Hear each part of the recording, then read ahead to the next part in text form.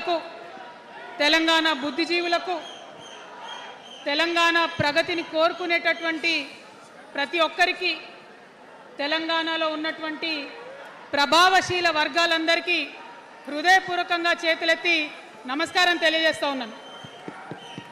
ఇవాళ తెలంగాణ రాష్ట్రంలో ఒక చరిత్ర, నా జీవితంలో కూడా ఒక మర్చిపోలేని రోజు అవుతుంది ఈరోజు. తెలంగాణ రాష్ట్ర భవిష్యత్తును తెలంగాణ రాష్ట్రం స్వయంగా రాసుకోవడానికి మరి మనందరినీ కూడా ఆ దైవము, ఆ కాలము మనందరినీ భాగస్వామ్యం చేసిందని చెప్పి నేను మనస్ఫూర్తిగా నమ్ముతా ఉన్నాను. మీ అందరికీ తెలుసు, నేను అమ్మవారి భక్తురాలిని. ఇక్కడ స్టేజ్ మీద ఎవరు ఉండకండి, దయచేసి అందరు వెళ్ళండి, ఖాళీ అయ్యండి, మొత్తం అందరు వెళ్ళి కూర్చోండి దయచేసి. ఈ బౌన్సర్లు ఏందో వాళ్ళని తీసి వెళ్ళిపోమని.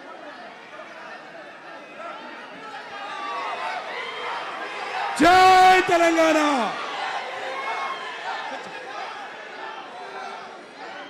ఇవాళ ఈ సభా ప్రాంగణంలో ఉన్నటువంటి తెలంగాణ ఉద్యమకారులకు, తెలంగాణ అమరవీరుల కుటుంబాలకు, తెలంగాణ ఉద్యమంలో సర్వం కోల్పోయి అనేక రకాల కష్టాలు పడి రాష్ట్రం వస్తే చాలు అనుకొని పిడికిలు బిగించి కొట్లాడినటువంటి ప్రతి ఒక్కరికి, అదేవిధంగా సింగరేణి నుండి పెద్ద ఎత్తున తరలి వచ్చినటువంటి బొగ్గుగని కార్మికులకు,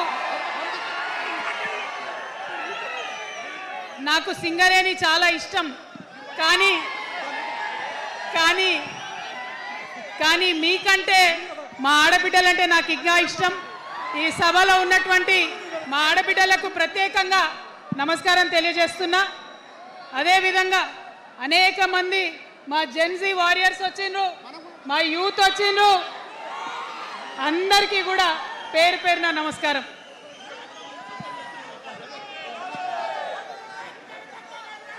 ఇవాళ చాలా చాలా చాలా చాలా మంది ఎదురు చూస్తూ ఉన్నారు ఏం జరుగుతుంది ఈ రాష్ట్రంలో అని. ఒక్క మాట మాత్రం నేను నా తెలంగాణ ప్రజలకు చెప్పగలుగుతా. గత 20 ఏళ్లుగా తెలంగాణ ఉద్యమంలో నేను పోషించినటువంటి పాత్ర, తెలంగాణ జాగృతి పోషించినటువంటి పాత్ర మీ అందరికీ తెలిసిందే. తెలంగాణ ఉద్యమంలో ఆడబిడ్డలందరినీ కూడా భాగస్వామ్యం చేయాలని చెప్పి తెలంగాణ జాగృతి నుండి బతుకమ్మను ఎత్తుకొని ఊరు వాడ తిరిగి మా జాగృతి కార్యకర్తలు తెలంగాణ సాంస్కృతిక దీపాన్ని పదిలంగా దాచిపెట్టుకున్నారు. మరి వారు దాచినటువంటి ఆ దీపం ఆనాడు చాలా చీకటిలో, కాలరాత్రిలో కూడా ఒక కాగడాలాగా తెలంగాణ ఉద్యమకారులకు వెలుగునిచ్చింది. మా సింగరేణి గని కార్మికుల చేతిలో కందిలైంది. మొత్తం తెలంగాణ సమాజానికి కూడా ఒక కాంతి రేఖ అయింది.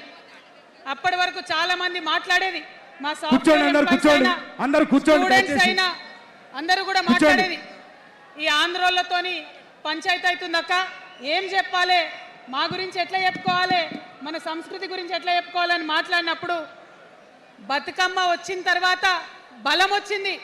బతుకమ్మ పాట వచ్చిన తర్వాత ఇది మా సంస్కృతి, ఇది మా పండుగ, ఇగో గిది తెలంగాణ అని ఎత్తిన ప్రతి బతుకమ్మలో కూడా జై తెలంగాణ జెండా పెట్టి మా ఆడబిడ్డలందరూ కూడా బతుకమ్మ అంటే ఏందో ప్రపంచానికి పునఃపరిచయం చేసుకోవడం జరిగింది. ఏ ఉద్యమానికైనా డెఫినెట్గా భౌగోళిక స్వరూపం ఉంటుంది, శక్తులు ఉంటారు, వ్యక్తులు ఉంటారు, కానీ ఒక సాంస్కృతిక పునాది, సాంస్కృతిక నేపథ్యం ఉన్నప్పుడే ఆ ఉద్యమాలు తుదముట్టాయని చెప్పి అందరం కూడా అనుకుంటాం. తెలంగాణ ఉద్యమానికి బలమైనటువంటి సాంస్కృతిక పునాదినిచ్చి ఆడబిడ్డలందరినీ ఉద్యమంలో జత చేసినటువంటి ఘనత ఇక్కడ ఉండేటటువంటి జాగృతి కార్యకర్తలదేనని నేను ఇవాళ సగర్వంగా ప్రకటిస్తూ ఉన్నాను.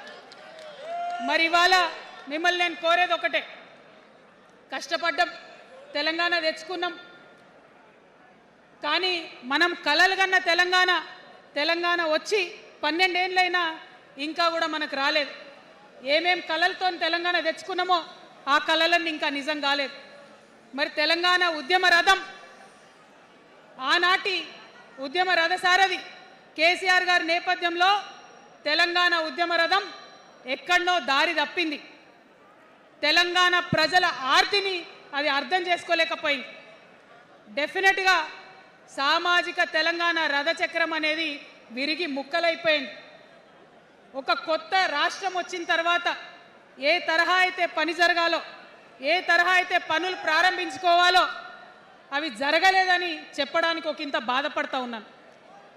ఆనాడు ఏమనుకున్నాం, తెలంగాణ రాష్ట్రం వస్తే మనందరి బానిస సంఖ్యలు పోతాయి అనుకున్నాం.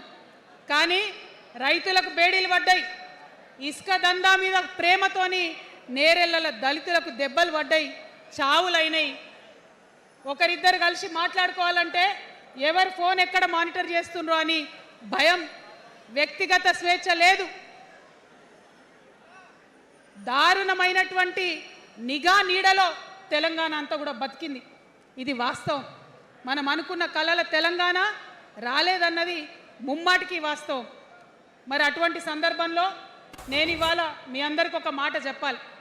ఆనాడు పరిపాలించిన కుటుంబంలో నేను కూడా ఒక భాగం. ఆనాడు పరిపాలించిన కుటుంబంలో ఒక భాగమైనందుకు కొన్ని విషయాలకు నేను సిగ్గుపడతా ఉన్నాను.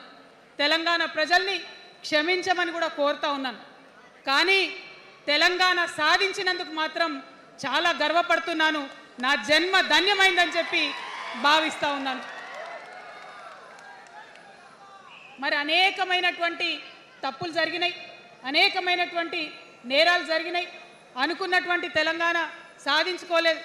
మరి ఆ తప్పులో ఎక్కడో ఒక దగ్గర నాకు భాగం ఉందని చెప్తున్నప్పుడు మరి కేవలం క్షమాపణ చెప్తే సరిపోతుందా?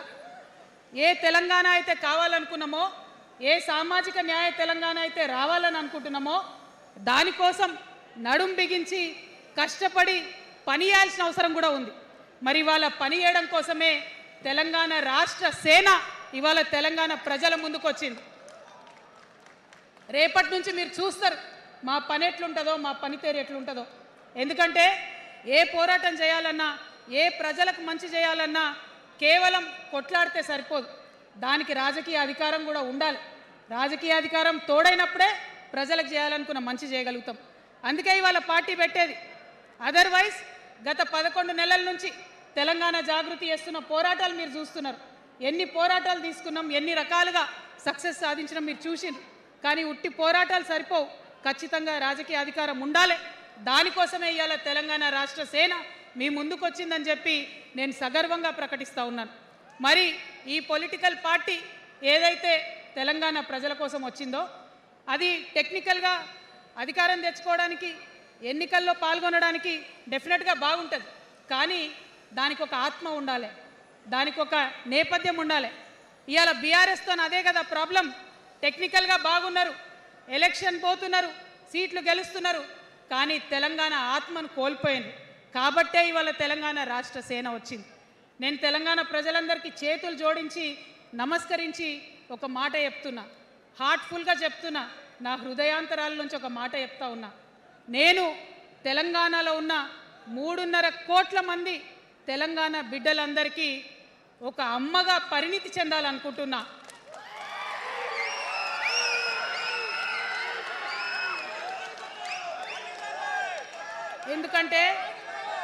ఎందుకంటే ఒక అమ్మతనంతో పరిపాలన జరిగినప్పుడే బిడ్డలకి ఏదైనా కష్టం వస్తే అమ్మ హృదయం బద్దలవుతుంది.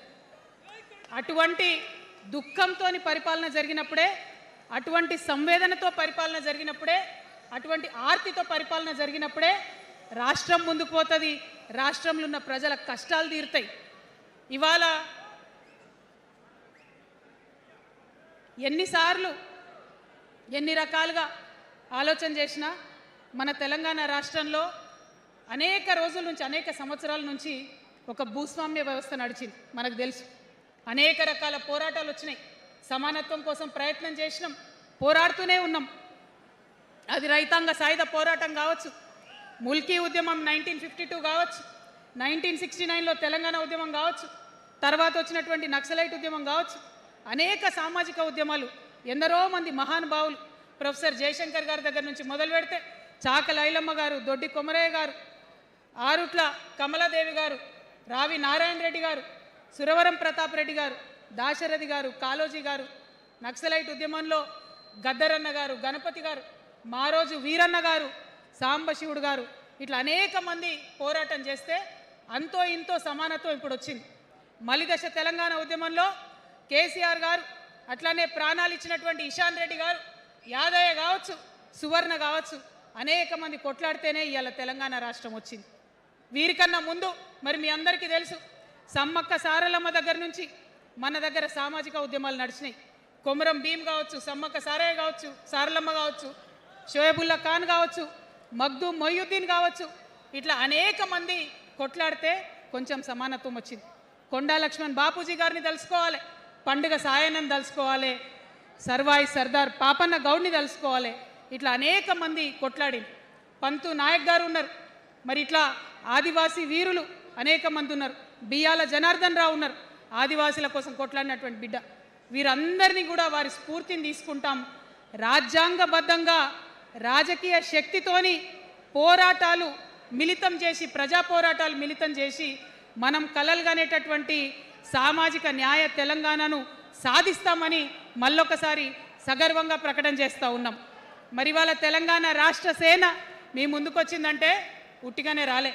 తెలంగాణలో ఏం జరుగుతుందో ఒకసారి తెలుసుకోవాలి, మనం ఆలోచన చేసుకోవాలి, అర్థం చేసుకోవాలి. ఎన్ని పార్టీలు ఉన్నాయి? 3 పార్టీలు ఉన్నాయి. భారతీయ జనతా పార్టీని తీసుకుందాం. ఆ బీజేపీ అనే పార్టీకి అసలు తెలంగాణ ఏర్పాటే ఇష్టం లేదు, తెలంగాణ ఏర్పాటు అవడమే ఇష్టం లేదు. అందుకే వాళ్ళ అగ్రనాయకత్వం అంతా కూడా ఏం మాట్లాడతారు? తల్లిని చంపినరు, పిల్లని బతికించారు అని ఒకలంటారు. ఇంకొకరు ఏమంటారు? నిన్ననే ఒక తలకాయ లేని ఎంపీ, మెడకాయ మీద తలకాయనే లేదు ఆయనకు, ఏమన్నాడు ఆ ఎంపీ? ఇండియా పాకిస్తాన్ విడదీసినట్టట, ఆంధ్ర తెలంగాణను విడదీసిరట. మరి వాళ్ళ అగ్రనాయకత్వం ఇన్ని మాటలు అంటుంటే మన ప్రాంతంలో ఉన్నటువంటి భారతీయ జనతా పార్టీ బానిస ఎంపీలు ఎవరైతే ఉన్నారో ఒక్క మాట కూడా వాళ్ళు మాట్లాడరు. ఫెడరల్ స్ఫూర్తికి విరుద్ధంగా రాష్ట్రం ఏర్పాటు అయిన తర్వాత 7 మండలాలు మనకి గుంజుకుంటే పార్లమెంట్లో పల్లీకులు ఇస్తారు, కానీ ఆ ఎంపీలు ఒక్క మాట కూడా మాట్లాడరు. మనకు 8 రూపాయలు ఇవ్వకపోతే ఆ ఎంపీలు ఒక్క మాట మాట్లాడరు. విభజన హామీలు ఇవ్వకపోతే ఆ బీజేపీ బానిస ఎంపీలు ఒక్క మాట కూడా మాట్లాడరు. అంతేకాకుండా సామాజిక న్యాయం అనేటటువంటి ఒక కాన్సెప్ట్కే బద్ద వ్యతిరేకి భారతీయ జనతా పార్టీ. అందుకే ఏం చేస్తున్నారు?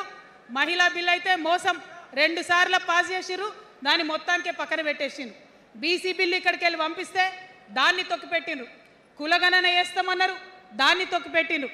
అత్యంత పేదవాళ్లకు సమాజంలో 2 బుక్కల అన్నం పెట్టేటటువంటి ఉపాధి హామీ పథకం ఉంటే కూడా దాన్ని కూడా మొత్తానికి బంద్ చేసి పెట్టిండ్రు. అయినా కూడా ఈ బీజేపీ బానిస ఎంపీలు ఒక్క మాట కూడా మాట్లాడరు, కనీసం పెదవులు తెరవరు. నేను ఇవాళ బీజేపీ ఎంపీలను డిమాండ్ చేస్తున్నా, సవాల్ చేస్తా ఉన్నా, మీరు తెలంగాణ తల్లి బిడ్డలైతే కనీసం భద్రాచలం దగ్గర ఒక 5 గ్రామాలు ఉన్నాయా, ఆంధ్రాలకు పోయినాయి, అవి పోతే మన రాముడి గుడి మునిగిపోతుంది. పోలవరం నిండితే భద్రాచలం మొత్తం కూడా నీళ్ళు వచ్చేటటువంటి పరిస్థితి ఉన్నది.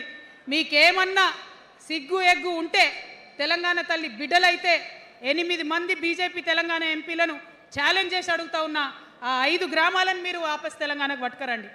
మేం మాట్లాడినాం, జాగృతి నుండి మాట్లాడినాం, ఆంధ్ర వారికి లేఖ రాసినాం, కేంద్రానికి లేఖ రాసినాం. మరి మీరేం చేస్తున్నారయ్యా? రాముడి గుడి ఇక్కడ భద్రాచలం రాముడు కాదా? ఆయన గుడి మునిగిపోయినా మీరు మాట్లాడరా? నేను సవాల్ చేస్తా ఉన్నా భారతీయ జనతా పార్టీ ఎంపీలకు, ఖచ్చితంగా మీరు 5 గ్రామాలను తెలంగాణకు తీసుకురావాలి. ఇక బీఆర్ఎస్ పార్టీ ఉంది, ఇంకో పార్టీ. ఏముంది ఆ పార్టీలో? మొట్టమొదటి ప్రభుత్వం వచ్చింది, తొట్టతల్లి ముఖ్యమంత్రి గారు అయినరు. మంచి సాలు తీయాల్సి ఉండే, అది సామాజిక న్యాయానికి కావచ్చు, ఒక ప్రణాళిక కావచ్చు. 3 ముఖ్యమైన అంశాలతో తెలంగాణ తెచ్చుకున్నాం: నీళ్లు, నిధులు, నియామకాలు. ఏం చేసింది బీఆర్ఎస్ పార్టీ? నీళ్ల కోసం 10 సంవత్సరాలలో 1,89,000 కోట్ల రూపాయలు ఖర్చు పెట్టింది. 1,89,000 కోట్ల రూపాయలు ఖర్చు పెట్టి ఎన్ని ఎకరాలకు నీళ్ళు ఇచ్చిందంటే 14 లక్షల ఎకరాలకు నీళ్ళు ఇచ్చింది. అందులో 2 పెద్ద ప్రాజెక్టులు, ఒకటి పాలమూరు, ఇంకోటి కాళేశ్వరం. ఆ రెండిటికి కలిపి 1,21,000 రూపాయలు ఖర్చు పెట్టింది. ఎన్నిటికి నీళ్ళు ఇచ్చిరాయా? ఎన్ని ఎకరాలకంటే 1,00,000 ఎకరాలకు నీళ్ళు ఇచ్చిరు. ఈ మాట బాధతో చెప్తున్నా. నేను కూడా బీఆర్ఎస్ అప్పుడున్న టీఆర్ఎస్కి నేను కూడా నా రక్తాన్ని, నా చెమటని, నా సమయాన్ని కుటుంబంతో, పిల్లలతో గడపాల్సిన టైంలో టీఆర్ఎస్ పార్టీ బలోపేతానికి పనిచేసిన వ్యక్తినే నేను కూడా. ఆనాటి కేసీఆర్ వేరు, ఇప్పటి కేసీఆర్ వేరు. ఆనాటి కేసీఆర్కి తెలంగాణలో చేనేత కార్మికులు చచ్చిపోతుంటే భిక్షాటన చేసిన కేసీఆర్ ఆనాటి కేసీఆర్. ఇయాలటి కేసీఆర్ మారిన మనిషి, మనిషి, మన మనిషి కాదు. ఏమైంది ఇయాలటి కేసీఆర్కి? హైడ్రాల ఇల్లు కూలిపోతుంటే అరుస్తున్నారు, అన్నా ఎక్కడున్నావు రా, వచ్చిండ్రా? రాలే. వెలుగుమట్ల ఇల్లు కూలితే వచ్చిండ్రా? రైతులకు వర్ష బీభత్సమయ్యి మొత్తం పొలాలు మునిగిపోతే వచ్చిండ్రా? చేవెళ్ళ దగ్గర బస్ యాక్సిడెంట్ అయితే వచ్చిండ్రా? ఎక్కడ చిన్న కష్టం వచ్చినా ప్రజలకు ఆ సారు రారు, ఆ సారు రారు. ఎందుకంటే ఆయన మారిన మనిషి, మనిషి, గుంటనెక్కల తోడేళ్ల చేతిలో ఖైదీ అయినటువంటి మనిషి, మన మనిషి కాదు. బాధతో, దుఃఖంతో,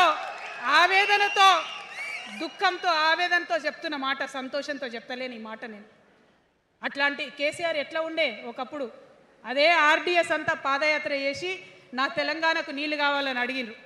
ఇవాళ మరి 10 ఏళ్ళ అధికారం ఉంటే పాలమూరు రంగారెడ్డి ప్రాజెక్టు కోసం 10 ఏళ్లలో ముందుకు పోతలేదంటే, ఎవరన్నా తెలంగాణ పట్ల ప్రేమ ఉంటే, పాలమూరు పట్ల ప్రేమ ఉంటే, కృష్ణా నీళ్లు వాడుకోవాలంటే మన కేసీఆర్ అయ్యుంటే ఆ పాలమూరు రంగారెడ్డి ప్రాజెక్ట్ కాడ కూర్చేసుకొని అది కట్టిస్తుండే.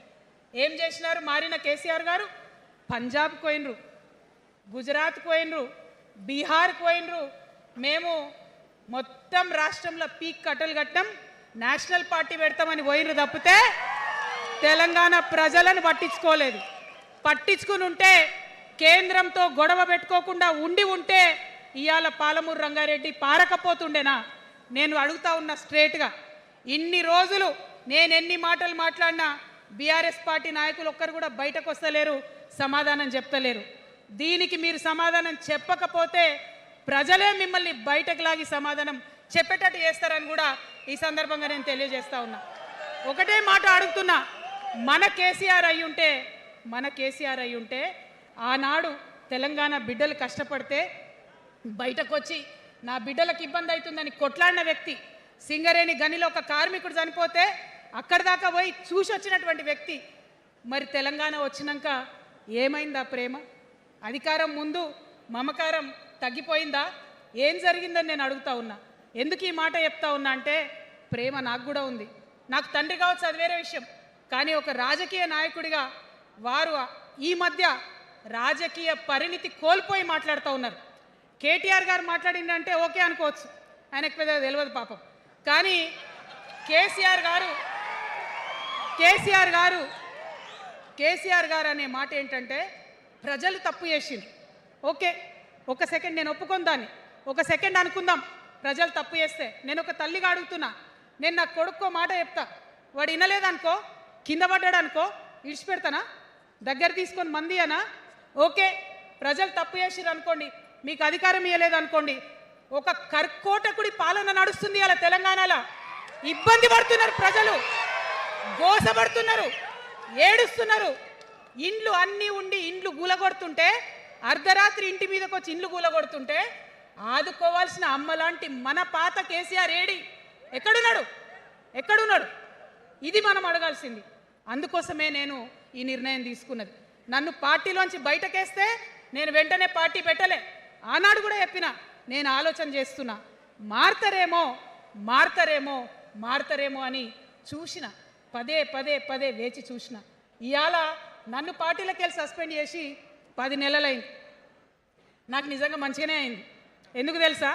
ఆనాడు ఉద్యమకారులను ఇబ్బంది పెడుతుంటే నేను ఇంకా గట్టిగా మాట్లాడలేదు. ఆనాడు మీకు జరిగింది, ఇవాళ నాకు జరిగింది. కొత్త ఏం లేదు. కేసీఆర్ కోసం, టీఆర్ఎస్ పార్టీ కోసం, ఆనాడు తెలంగాణ ఉద్యమం కోసం ఇండ్లు అమ్ముకొని, భూములు అమ్ముకొని, ప్రతి ఊర్లో టీఆర్ఎస్ కండువా వేసుకొని పోరాటం చేసినటువంటి కార్యకర్తలు ఎక్కడున్నారు ఇవాళ? ఒక్క గుళ్ళ మెంబర్ ఇయర్ రాలేదా? ఒక్క గుడి చైర్మన్ ఇయర్ రాలేదా? తెలంగాణను వ్యతిరేకించి ఉద్యమాన్ని తొక్కిపట్టి మన మీద లాఠీలు పెట్టి కొట్టినటువంటి వాళ్ళకి తీసుకొచ్చి ఎమ్మెల్యే సీట్లు ఇచ్చి వాళ్ళ అనుచరులు వచ్చి మిడతల దండలాగా మన కార్యకర్తల మీద పడితే తల్లి కోడి కాపాడుకున్నట్టు పిల్లల్ని కాపాడుకోవాల్సిన మన కేసీఆర్ ఏడబోయింది. వచ్చిందా ఎవరికన్నా పదవులు? ప్రతి సంవత్సరం రాష్ట్రం మొత్తంలో పోస్టులు నింపితే 6,000 పైచిలకు నామినేటెడ్ పోస్టులు వస్తాయి తెలుసా?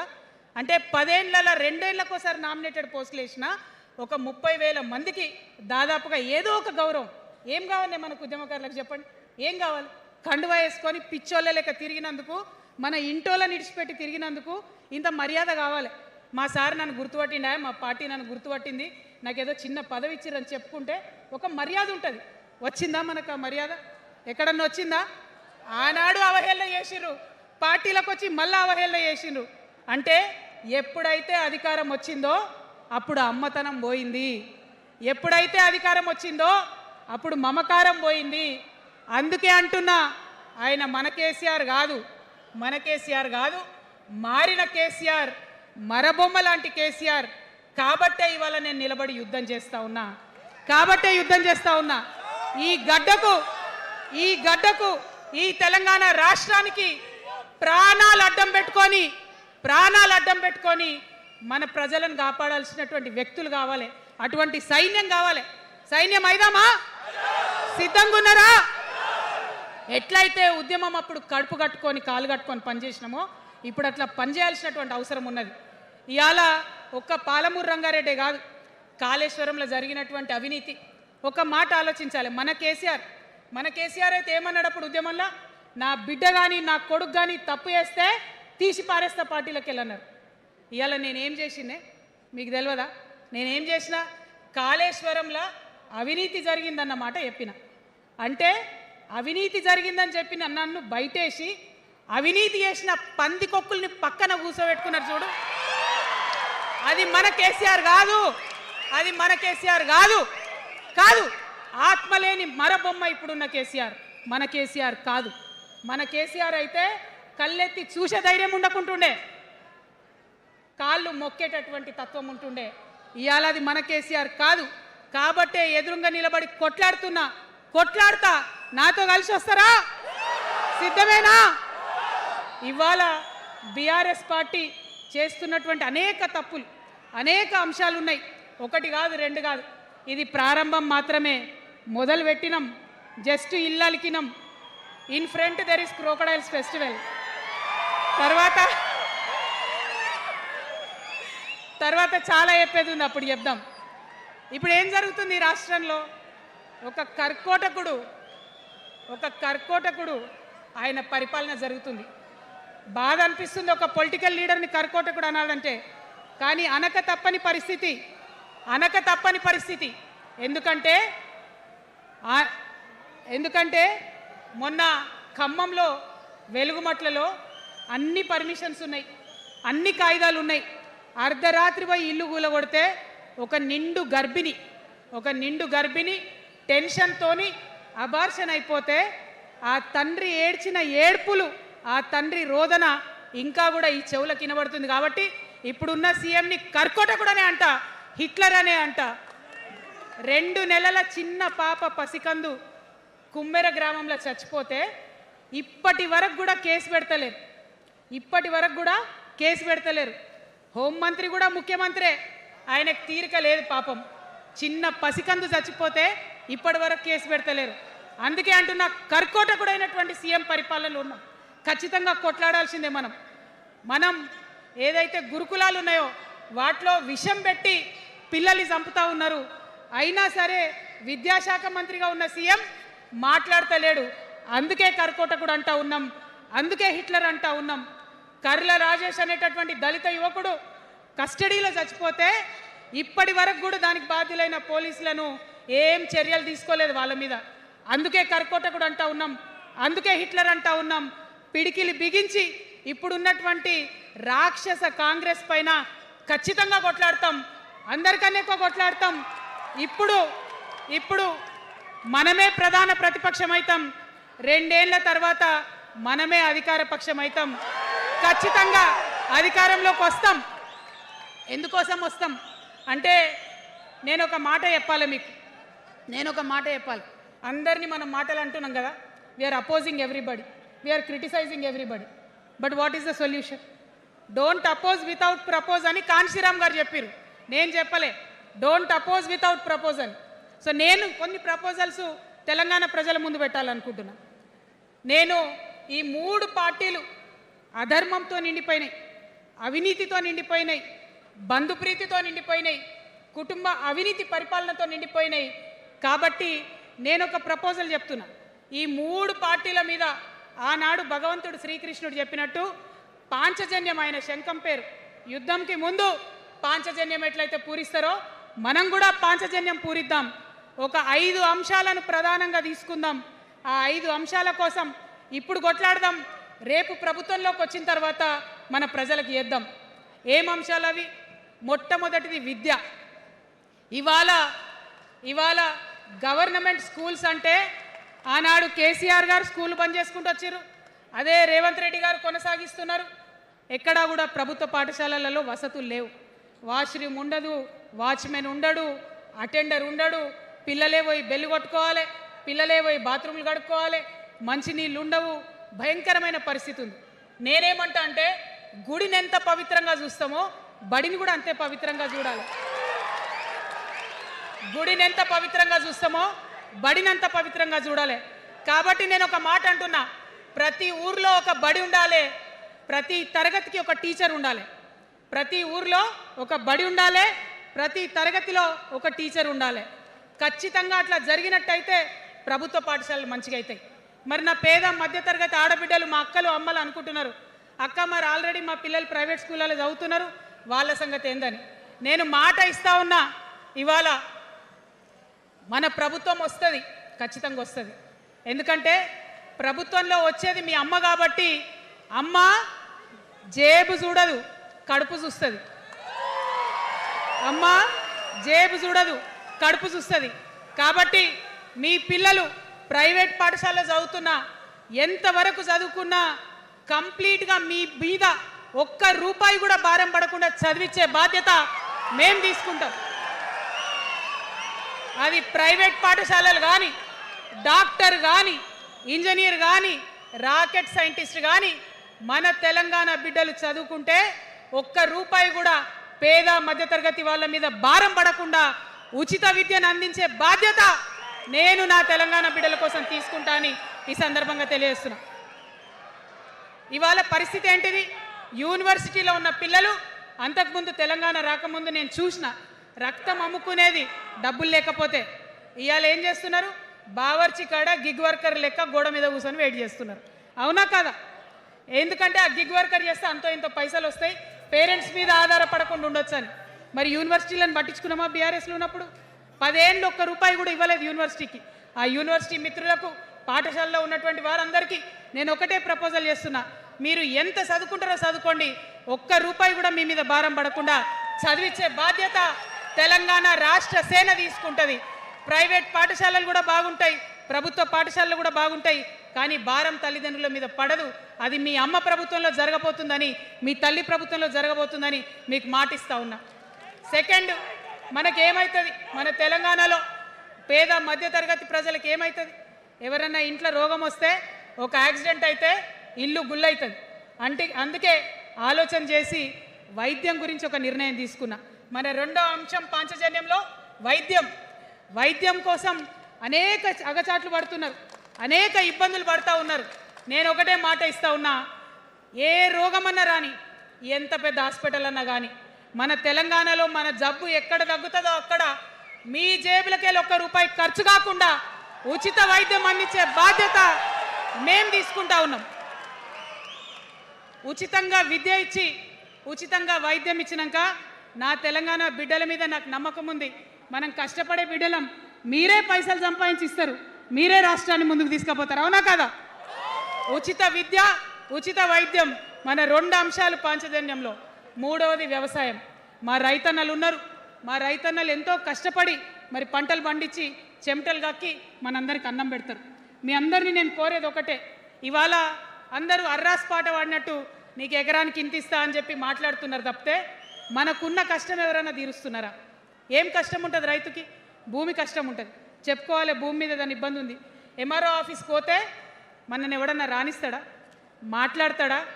నీ దోతి బాగలేదు, నీ అంగి బాగలేదు, నీ కాళ్ళకు మట్టి ఉండే, నీ చెప్పులకు మట్టి ఉండే రానియరు. అదే సూటు బూట్ వేసుకొని ఎవరన్నా వస్తే ఏం చేస్తారు? పిలిచి కూసోబెట్టి, చేంబర్లో కూసోబెట్టి, చాయ్ ఇచ్చి, కాఫీ ఇచ్చి అన్ని పనులు చేసి పంపుతారు. మన ప్రభుత్వం రాబోతా ఉంది. ఆ ప్రభుత్వంలో రైతే రాజు అనేటటువంటి నినాదాన్ని నిజం చేస్తాం. ప్రతి ఆఫీస్లో, అది ఎంఆర్ఓ ఆఫీస్ కానీ, కలెక్టర్ ఆఫీస్ కానీ, ప్రతి ప్రభుత్వ ఆఫీస్లో నేను రైతునని పోతే సపరేట్ కౌంటర్ ఉండాల్సిందే, కుర్చీ మీద కూసోబెట్టాల్సిందే, మీకు పని చేసి పెట్టాల్సిందేనని ఈ సందర్భంగా నేను తెలియజేస్తా ఉన్నా. నేను రైతునని గర్వంగా చెప్పుకునే విధంగా మేము పరిపాలన చేస్తాం. అది కాకుండా మిగతా ఏదైతే టైంకి రావాల్సిన కరెంటు, ఇప్పుడు రేవంత్ రెడ్డి గారి దయ వల్ల మళ్ళీ రాత్రిపూట కరెంట్ వస్తుంది. అట్లా ఉండదు. రేపు మన ప్రభుత్వం వస్తుంది, టీఆర్ఎస్ ప్రభుత్వం వస్తుంది. వచ్చినాక 24 గంటలు నాణ్యమైన కరెంటు, పొద్దుటిపూట కరెంటు, రైతులకు ఉచిత కరెంట్ ఇస్తాం. అదేవిధంగా యూరియా కావచ్చు, కొనుగోలు కేంద్రాలు కావచ్చు, మీరు ఎక్కడ పోయి అడగాల్సిన అవసరం లేకుండా అన్నీ మీ దగ్గరకు వచ్చేటట్టు చేస్తాం. మరి అనేక అంశాలు ఉన్నాయి రైతుల గురించి మాట్లాడేటి. ఇప్పుడు ఎంత గోసపడుతున్నారో తెలుసు. ఒక్కొక్కటి మాట్లాడుకుంటూ వెళ్దాం. రైతుని రాజుని చేసేది నినాదంగా ఉండే దాన్ని నిజం చేస్తామని మాత్రం మీ చెల్లెగా, సోదరిగా నేను మీకు మాట ఇస్తూ ఉన్నాను. ఇక 4వ అంశం ఉపాధి. మనకి ఇక్కడ చాలా యూత్ ఉన్నారు. మిమ్మల్ని అందరూ నేను ఒక మాట చెప్తా ఉన్నా, ఒక మాట అడుగుతా ఉన్నా. ప్రతి ప్రభుత్వం ఏం చెప్తుంది? ప్రతి ప్రభుత్వం స్వతంత్రం వచ్చినప్పటి నుంచి ఇప్పటి వరకు ఏం చెప్తారు? ఉద్యోగాలు ఇస్తాం, ఉద్యోగాలు ఇస్తాం, ఉద్యోగాలు ఇస్తాం. అవునా? అసలు నాకు మాట తెలియక అడుగుతా. ఒక యువ మిత్రుడు ఉంటే, ఒక యువతి ఉంటే, నేను వ్యాపారం చేసుకోవాలనా, నేను ఉద్యోగం చేసుకోవాలనా, నేను కళారంగానికి పోవాలనా, నేను ఇంకోటి కావాలనా అనే స్వేచ్ఛ నాకు ఉండాలి కదా, నాకు ఉండాలి. కానీ ప్రభుత్వాలు మనకేం చెప్తాయి? నువ్వు ఉద్యోగం చేయి, 9 to 5 ఉద్యోగం చేయి, బానిస బతుకు అనేటటువంటి కండిషనింగ్ చేస్తూ ఉన్నాయి. ఇప్పుడు చాలామంది యూత్తో నేను మాట్లాడినా, నాకు ఒక మాట చెప్తా ఉన్నారు. అక్క, మా పరిస్థితి ఎంత ఘోరం ఉందంటే బయట ఉద్యోగం దొరుకుతలేదు చదువుకున్న చదువుకి. మా అమ్మ సెల్ఫ్ హెల్ప్ గ్రూప్లో ఉండి ఆమె 2 లక్షల రూపాయలు తీసుకొచ్చి ఇస్తే నేను బండి కొనుక్కోవాలి. ఆమె 3 లక్షల రూపాయలు తీసుకొచ్చి నాకు ఇస్తే నేను ఆటో కొనుక్కొని నడుపుకోవాలి. వయసు వచ్చిన కొడుకుని, వయసు వచ్చిన బిడ్డని తల్లి దగ్గర చేయి జాపాలంటే నామోష్ అనిపిస్తుంది అక్క అని అనేక మంది చెప్పారు. అందుకే నేను చెప్తా ఉన్నా, ఉపాధి అంటే కేవలం ఉద్యోగం కాదు. ఉపాధి అంటే మన ప్రభుత్వంలో, రేపు రాబోయేటటువంటి మీ అమ్మ ప్రభుత్వంలో 2 లక్షల రూపాయల నుంచి మొదలు పెడితే 20 కోట్ల రూపాయలకు కూడా మనము మీ వ్యాపారానికి సంబంధించిన ఐడియాతో మీరు వస్తే బ్యాంకులతో సంబంధం లేకుండా నా యువకులను, నా యువతులను నమ్మి ఆ లోన్ డైరెక్ట్గా మీకు ఇవ్వడం జరుగుతుంది. ఎందుకోసం ఈ మాట చెప్తా ఉన్నా అంటే, మన తెలంగాణ బిడ్డలకు మంచి సృజనాత్మకత ఉంది, ఆలోచించే శక్తి ఉంది, కష్టపడే తత్వం ఉంది. ఇవన్నీ కూడా మంచి వ్యాపారవేత్తలకు ఉండేటటువంటి లక్షణాలు. కానీ వచ్చినటువంటి ఏ ప్రభుత్వాలు కూడా మనకు చేయూతనియ్యలే. ఖచ్చితంగా నా యూత్ని నేను నమ్మాలనుకుంటున్నా, నా యూత్కి నేను డబ్బులు ఇవ్వాలనుకుంటున్నా. వాళ్ళ చేతిలో డబ్బులు పెట్టి వాళ్ళు ఇంకెంత సంపాదన నా తెలంగాణ రాష్ట్రానికి ఇస్తారో చూడాలని నేను అనుకుంటున్నా. యూత్ ఎంపవర్మెంట్ గ్రూప్స్ తయారు చేస్తాం. 2 lakhs to 20 crores వరకు డైరెక్ట్గా గవర్నమెంటే ఉండి మీకు లోన్స్ ఇస్తాం. మరి ఉద్యోగం చేయాలనుకునే యూత్ ఉంటే నేను ఒక శుభవార్త చెప్తా ఉన్నా. బాగా లెక్క పెట్టినాం. మీకు తెలుసు, నేను ఏది స్టడీ చేయకుండా చెప్ప, ఆగమాగం మీద అసలే చెప్ప. నేను స్టడీ చేసిన దానికి ఏంటంటే, ఎవరైతే ఉద్యోగం చేయాలనే యూత్ ఉంటారో వాళ్ళకి మొదటి సంవత్సరమే మన గవర్నమెంట్ వచ్చినాక 4 లక్షల ఉద్యోగాలు ఒకటేసారి సింగిల్ నోటిఫికేషన్తోని ఇచ్చి తీర్థం. ఇది నా మాట, ఇది నా మాట. నేను మళ్ళీ మీకు ఎందుకు చెప్తా ఉన్నా ఈ మాట అంటే, నేను తల్లిని, నేను జేబు చూడ, ఎంత ఖర్చు అవుతుంది, ఎంత జీతం అవుతుంది చూడ, నా కొడుకు కడుపులో ఉన్న బాధను, వాడి ఆత్మగౌరవాన్ని, నా బిడ్డ బాధను, ఆమె చదువుకున్న చదువుకి రావాల్సిన ఉద్యోగాన్ని దాన్నే చూస్తా. కాబట్టి మొదటి సంవత్సరమే 4 లక్షల ఉద్యోగాలు ఇస్తాం. మరి మన ఉద్యమకారులు ఇంతమంది వాళ్ళ వయసుని, వాళ్ళ యవ్వనాన్ని, వాళ్ళు సంపాదించుకునేటటువంటి మొత్తం వయసుని కూడా ఉద్యమానికి దారపోసిరు. కాబట్టి నేను ఉద్యమకారుల కోసం ప్రత్యేకించి జూన్ 2, 2014 వరకు కట్ ఆఫ్ డేట్ పెట్టుకొని ఆనాటి ఉద్యమకారులకి 1 లక్ష ఉద్యోగాలు, సూపర్ న్యూమరరీ జాబ్స్ క్రియేట్ చేయబోతా ఉన్నామని కూడా ఈ సందర్భంగా తెలియజేస్తున్నా. అంటే ఇవన్నీ తెలంగాణ ఉద్యమంలో, తెలంగాణ రాష్ట్ర సాధనలో మీరు చేసిన ప్రయత్నానికి, మీ రుణం తీర్చుకోవడానికి నేను చేస్తున్న ఈ ప్రయత్నం అని చెప్పి ఈ సందర్భంగా తెలియజేస్తా ఉన్నా. మరిగా మన పాంచజన్యంలో 5వ అంశం, ఆఖరి అంశం, అతి ముఖ్యమైనటువంటి అంశం సామాజిక న్యాయం. సామాజిక న్యాయ తెలంగాణ సాధించాల్సిందే. మన ఎస్సీ మిత్రులకు, ఎస్టీ మిత్రులకు, అగ్రవర్ణాల్లో ఉన్నటువంటి పేదవారికి, బీసీలకు అందరికీ న్యాయం జరగాలి. మా మైనారిటీ సోదరులు, మా ముస్లిమ్స్ కావచ్చు, క్రిస్టియన్స్ కావచ్చు, సిక్కులు కావచ్చు, అందరికీ కూడా న్యాయం జరగాలి. మరి బీఆర్ఎస్లో మనం చూసినాం, मुस्लिम्स कोसम थोड़ी देर उर्दू में बात करके आपसे मीठी मीठी बातें बोल के सोपत करके देखो, सोना घिसके देखो बोले, आप 2 बार सोपत कर लिए, तालीम का एक छोटा सा रोशनी आपको दिखाए, लेकिन रोजगार आपसे दूर रखे। जो 12% रिजर्वेशन का बात हुआ था उसके ऊपर कुछ भी अमलावरी नहीं हुआ। और जो माइनॉरिटी फाइनेंस कॉरपोरेशन का पहले लोन मिलते थे 10 साल के बीआरएस में कितने लोन मिले, अब 2 साल के कांग्रेस में कितने लोन मिले, आप एक बार देख लो। सारे लोग बस बातें ही बोल रहे हैं लेकिन काम कोई नहीं कर रहा है।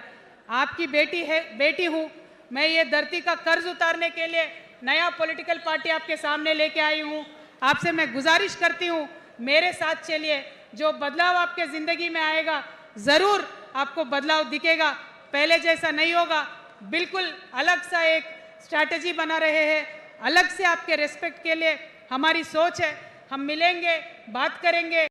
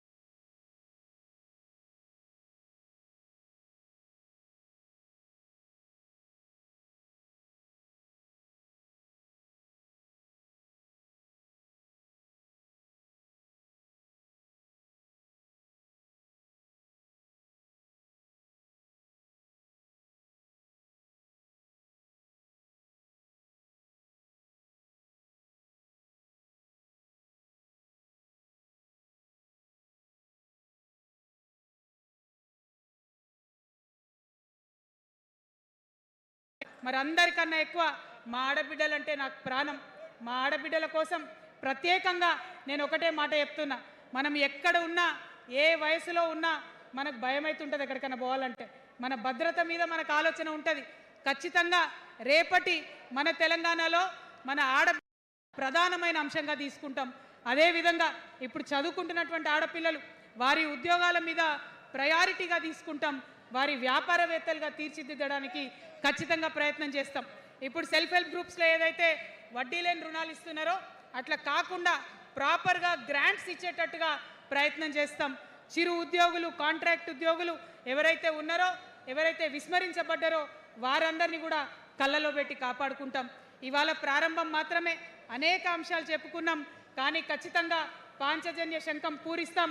అవతలి వాడు మనవాడైనా సరే, అధర్మం వైపు వాడుంటే వాళ్ళ మీదైనా సరే యుద్ధం చేయడానికి ఖచ్చితంగా వెనుకడుగు వేయకుండా ముందుకే వెళ్తామని తెలియజేస్తూ, మరి ఈ 3 పార్టీలు కూడా, Congress party single agenda Rahul గాంధీని ప్రధానమంత్రి చేయాలి, BRS party single agenda farm హౌస్లో పెద్దసారి ఉండాలి, చిన్నసారి సీఎం కావాలి, బీజేపీ పార్టీ సింగిల్ ఎజెండా సామాజిక న్యాయాన్ని కథం పట్టియాలి. కాబట్టి 3 పార్టీల మీద కూడా యుద్ధం చేసేది ఉన్నది.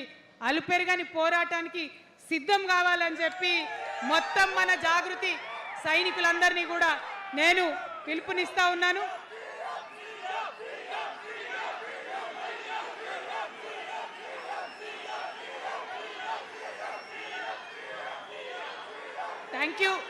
Thank you.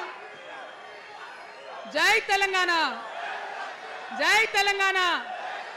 జోహార్ తెలంగాణ విద్యార్థి అమర వీరులకు, జోహార్ తెలంగాణ విద్యార్థి అమర వీరులకు, జోహార్ తెలంగాణ అమర వీరులకు. జై తెలంగాణ, జై టిఆర్ఎస్, జై టిఆర్ఎస్, జై టిఆర్ఎస్. టిఆర్ఎస్ అంటే జిందాబాద్ అనాలి. TRS, TRS, TRS. జై తెలంగాణ, జై తెలంగాణ, జై తెలంగాణ.